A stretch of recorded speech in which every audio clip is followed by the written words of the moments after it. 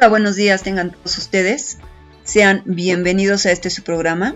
Saben que es un placer y un privilegio que nos escuchen en nuestro programa La Educación y Algo Más. Como ya lo saben, soy su gran amiga y servidora, la maestra Elvira Concepción de León Urbieta, quien se complace en presentar el capítulo de hoy, que tendrá el tema de pedagogía autogestionaria y no directiva. Bien, pues les doy la bienvenida y espero que la información, nuestros comentarios sean de su agrado.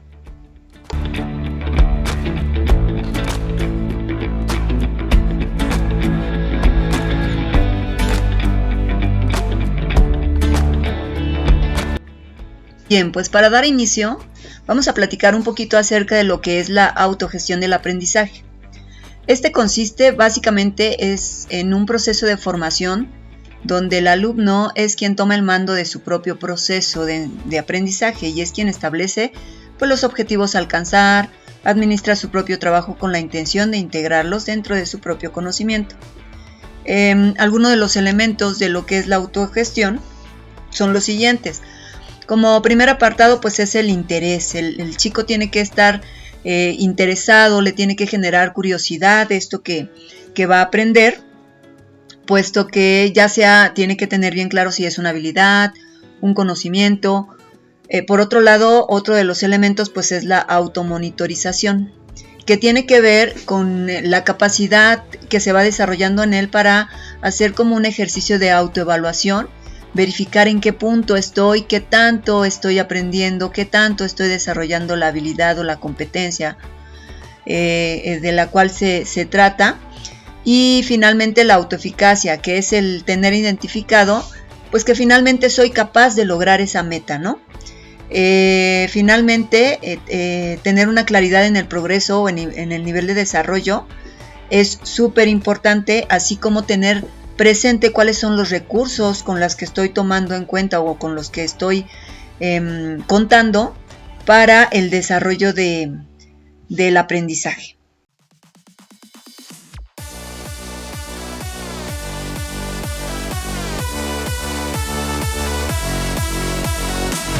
Muy bien, ahora sí, ya entrando en materia, la pedagogía autogestionaria es una corriente educativa donde se propone que los estudiantes sean los protagonistas de su propio aprendizaje.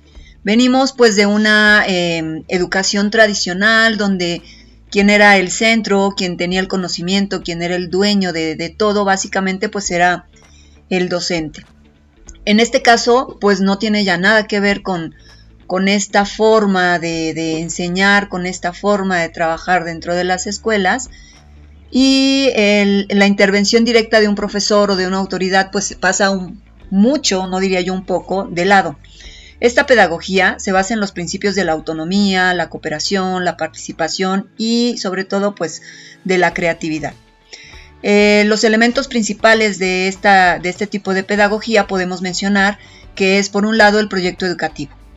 Tener bien definidos cuáles son los objetivos, los contenidos, las metodologías del proceso del aprendizaje. Por otro lado, el grupo del aprendizaje, que está conformado pues por los estudiantes que comparten intereses y necesidades. Aquí pues básicamente es bien importante tenerlas claramente identificadas, ¿no? ¿Qué es lo que les interesa? ¿Qué son las necesidades que ellos tienen? Conocer aspectos importantes como el entorno, como el contexto. Por otro lado, otro de los elementos es el tutor o facilitador, quien en este caso orienta y apoya a los estudiantes sin imposición. Y el entorno del aprendizaje, que es básicamente un espacio físico y virtual donde se desarrollan las actividades y recursos educativos. Esta pedagogía pues es una tendencia que tiene como el objetivo primordial la transformación del proceso educativo, que parte de una integración participativa directa de todos los interesados, en donde se ven involucrados los docentes, los alumnos e incluso los padres de familia. Y todos estos pues intervienen en la planificación, organización y desarrollo de todas las esferas de la vida práctica, psicológica, social del alumno. Se caracteriza por estimular básicamente, y como ya se mencionó en la sección anterior, pues la autonomía y la creatividad. Fomentar un análisis crítico, y tomar en cuenta y considerar los distintos puntos de vista que pueden ser totalmente diferentes uno de otro, y pues con el propósito de formar individuos mucho más con un juicio más crítico, a diferencia de lo que venía haciendo pues la escuela tradicional.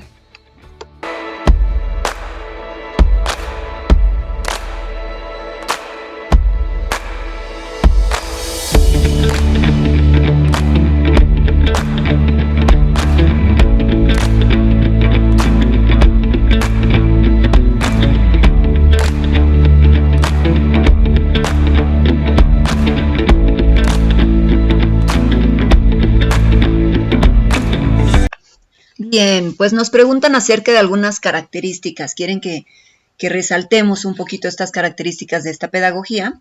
Y básicamente, bueno, pues por el lado de los alumnos, son considerados ahora sujetos responsables de su propio aprendizaje, participan de manera activa en el proceso, están al centro de todo este proceso del aprendizaje y esto pues se obtiene con el desarrollo de una serie de actividades que tienen diferente nivel de complejidad y considerando pues que estas actividades desarrollan estas habilidades de manera gradual.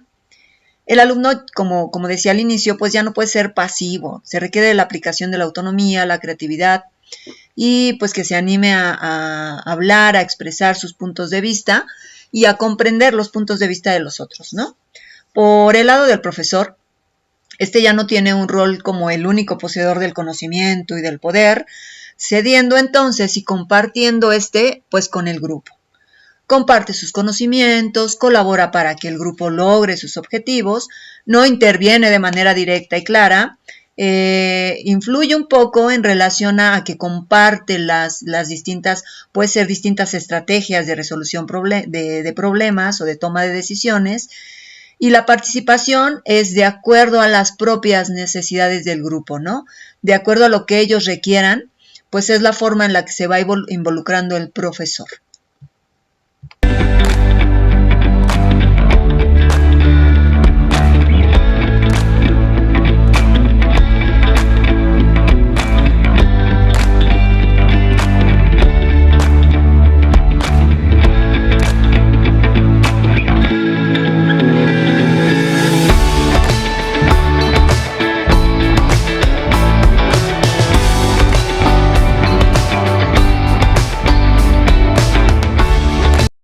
Dentro de las principales corrientes y experiencias autogestionarias podemos encontrar que está la pedagogía denominada libertaria, donde, como su nombre lo dice, pues sitúa la libertad del niño como un objetivo central dentro de la educación, influenciado por Neil, quien sostenía que más que el saber, lo que importaba era la formación de la persona, de la personalidad y de su carácter, y que finalmente el conocimiento venía como por resultado de que el chico se da cuenta de la necesidad de adquirir ciertas habilidades y entonces pues era como consecuencia de.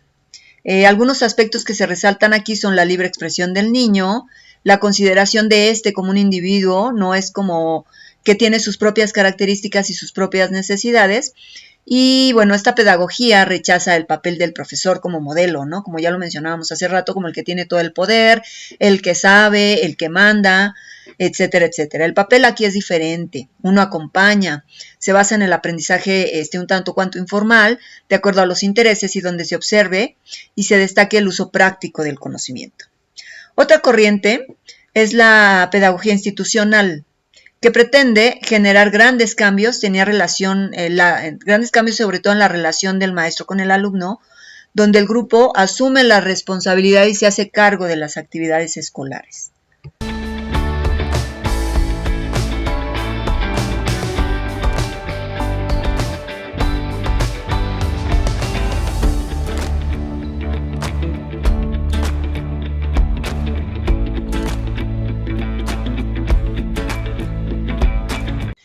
Bien, también tenemos a la pedagogía no directiva.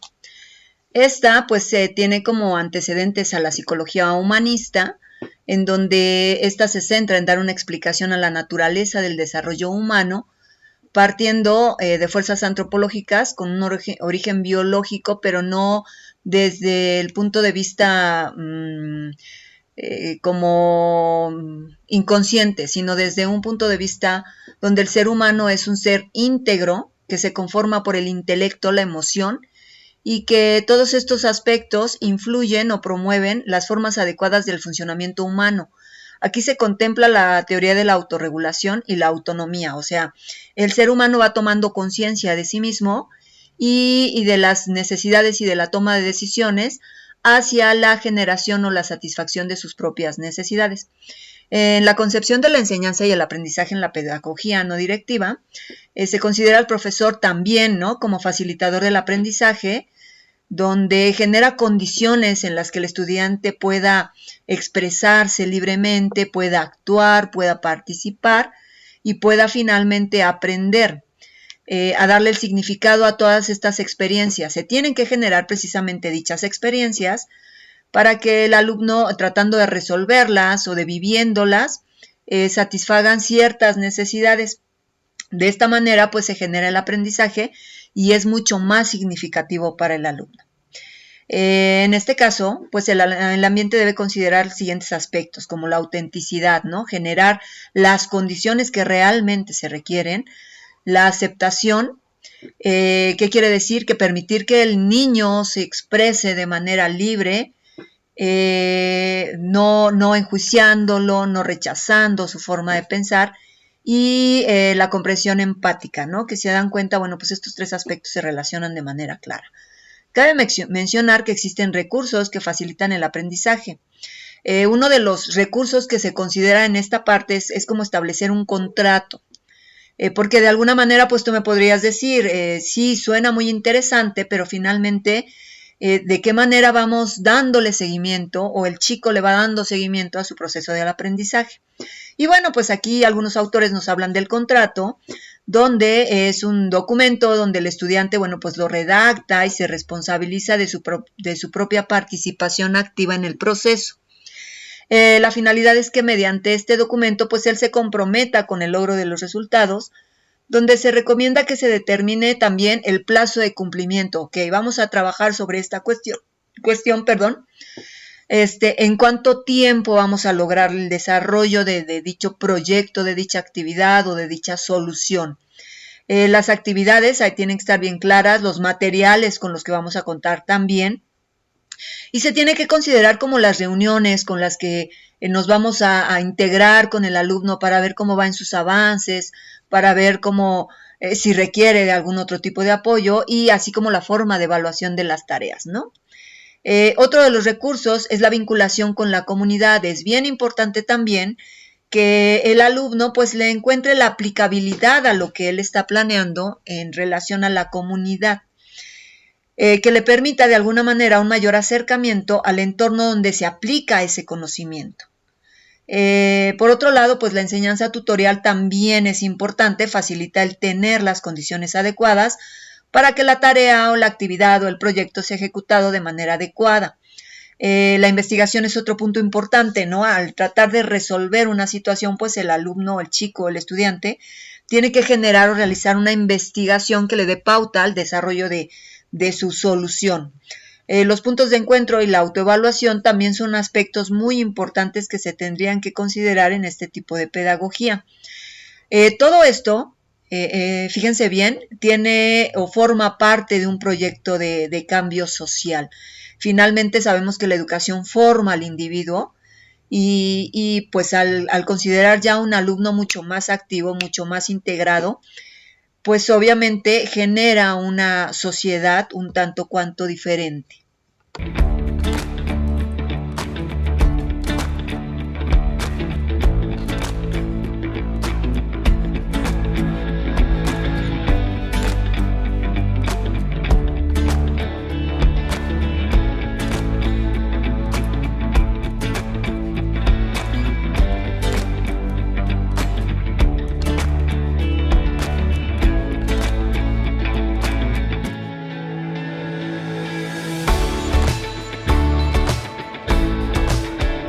Pues muy bien, estamos aquí de nuevo. Ustedes se preguntarán, ¿y de dónde viene o quiénes son los autores de donde surge esta parte de la pedagogía autogestionaria, ¿no? Y bueno, pues algunos de los autores o pedagogos que empezaron a trabajar con esta parte o que empezaron a mover como los hilos para que todo este asunto surgiera. Por un lado tenemos a Paulo Freire, ¿no? Es un pedagogo brasileño, propuso una educación liberadora, menciona que la educación debe de partir de las experiencias y necesidades y que pues se les debe permitir transformar su realidad social mediante el diálogo y la acción. Criticó a la educación bancaria, que consideraba a los alumnos como receptores pasivos de conocimientos, llenos de conocimientos impuestos por un profesor, y defendía pues que la educación se debería de problematizar para estimular la conciencia crítica y la capacidad de cuestionar pues todo esto que está de alguna manera establecido. Por otro lado, tenemos a Ivan Illich.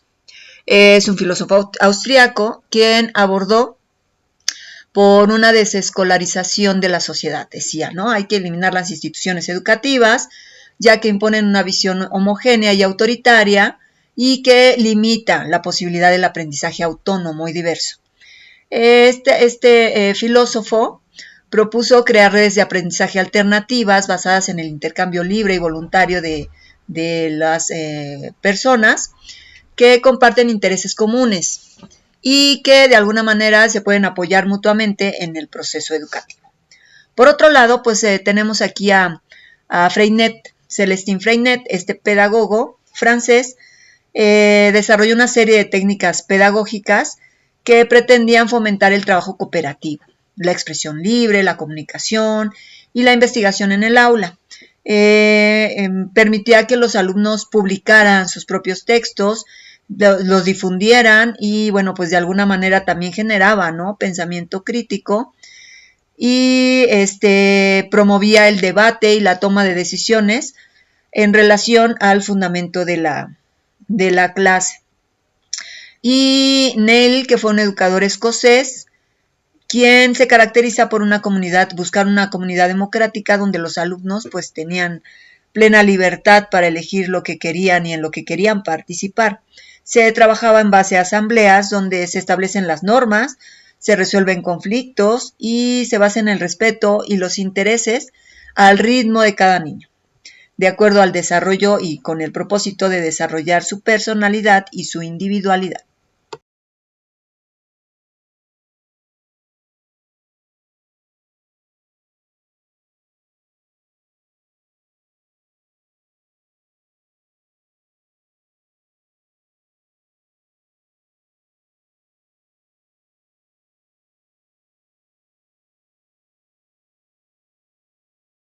Bien, dentro de estos mismos o este mismo rubro tenemos distintas escuelas, ¿no? Distintas corrientes, distintas pedagogías. Tenemos la pedagogía de Waldorf. Este es un sistema educativo que se basa en las ideas de Rudolf Steiner, que es el fundador de la antroposofía. Su objetivo básicamente es promover el desarrollo integral de los niños y niñas, considerando el respeto a sus propios ritmos y sus potencialidades individuales. Se utiliza una metodología que combina el aprendizaje práctico, artístico y cognitivo, en un ambiente totalmente de libertad y de cooperación. La pedagogía se divide en 3 etapas. Habla de la primera infancia, la educación primaria y la educación secundaria, en donde se busca adaptar el currículo a las necesidades evolutivas de los estudiantes. Hay que considerar plenamente las características de ellos, fomentando la autonomía personal y la capacidad crítica. Es una alternativa de la educación tradicional que pretende formar personas creativas, responsables y comprometidas, muy ligadas a esta cuestión como del arte. Actualmente hay más de 1000 escuelas independientes de distintos niveles.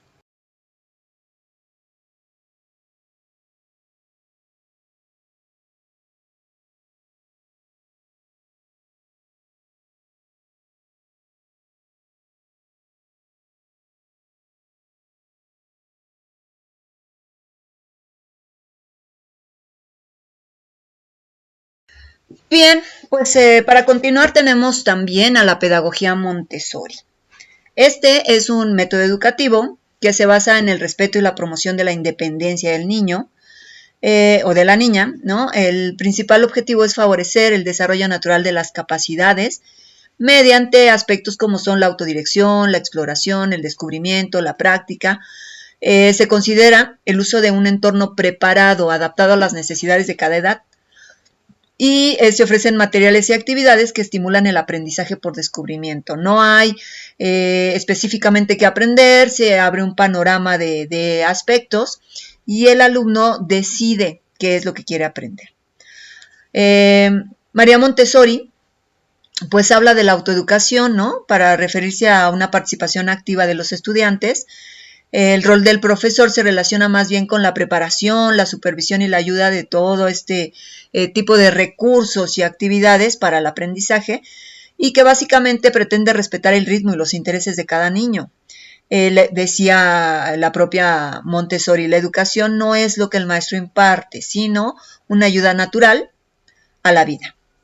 Estas están preparadas, las escuelas Montessori, para hacer espacios que fomenten la motivación de los niños.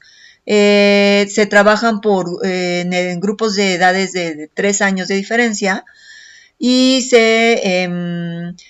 tienen varias características, ¿no? El niño es, como ya decíamos, protagonista del espacio, se respetan sus necesidades, enfatiza el aprendizaje independiente y pues se integran en un grupo de niños de cada 3 años, ¿no? No es como comúnmente lo manejamos, un grado escolar con chicos de la misma edad, sino que consideran esta situación, integran a los grupos en categorías de 3 años, ¿no?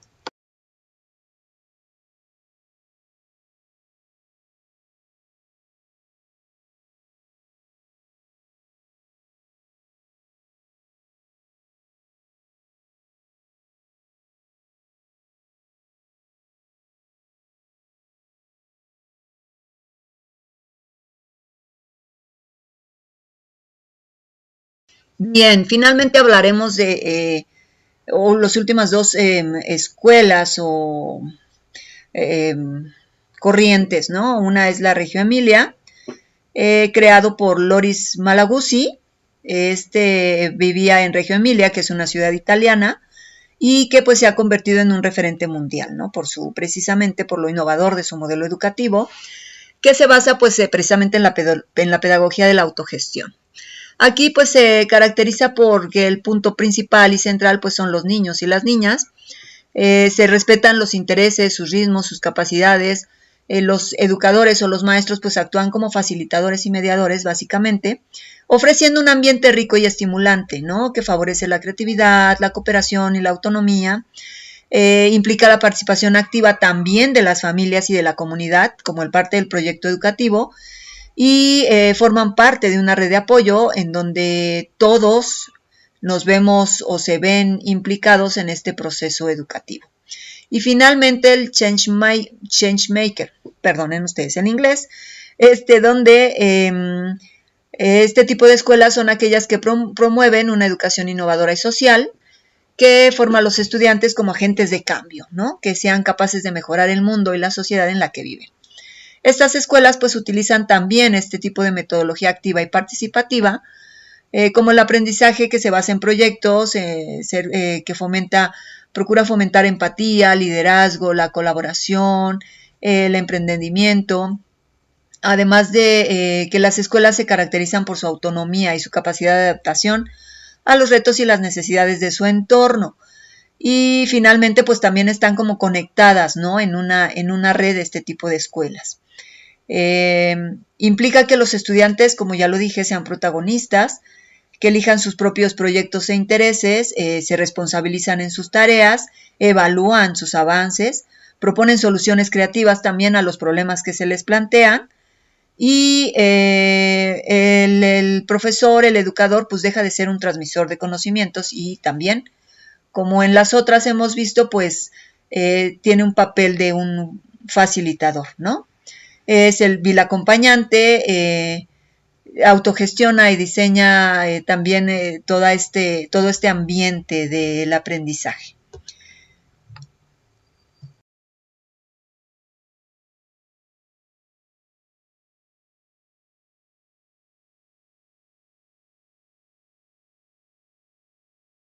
que es un reto total, ¿no? Que sí genera alumnos totalmente